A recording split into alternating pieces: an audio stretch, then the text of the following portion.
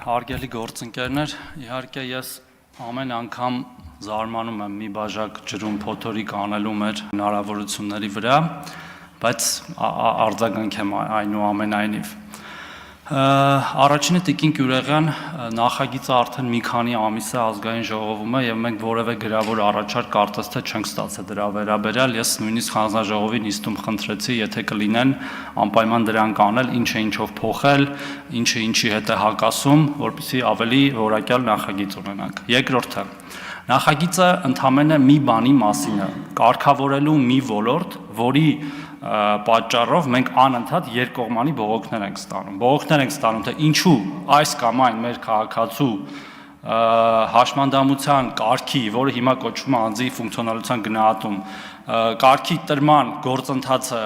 իրականացվել է, որ պիտի չիրականացվեր, այսինքն մարդը չի համապատասխանել այդ գնահատականին, բայց ուղարկվել է փորձաքննության եւ հակառակը, ինչու է համապատասխանել եւ չի ուղարկվել։ Եվ այս խնդրի մեջ, այս գործընթացում մեծ դեր ունեն մեր սիրելի բժիշկները։ Եվ մեր գործընկերները կառավարությունից առաջարկում են, եթե կտեսնենք, որ 1 տարվա ընթացքում 3 անգամ տեղի է ունեցել սխալ, միտումնավոր, ոչ միտումնավոր, որպեսզի նրանք հնարավորություն ունենան այդ սխալը բարձրացնել լիազոր մարմնի մակարդակ առողջապահության նախարարության, որպեսզի արդեն լիազոր մարմինը, ոչ վարչական մարմինը որոշում կայացնի, արդյոք այդտեղ եղել է միտում, արդյոք դա եղել է սխալ, պատահական, եւ որոշում կայացնի, թե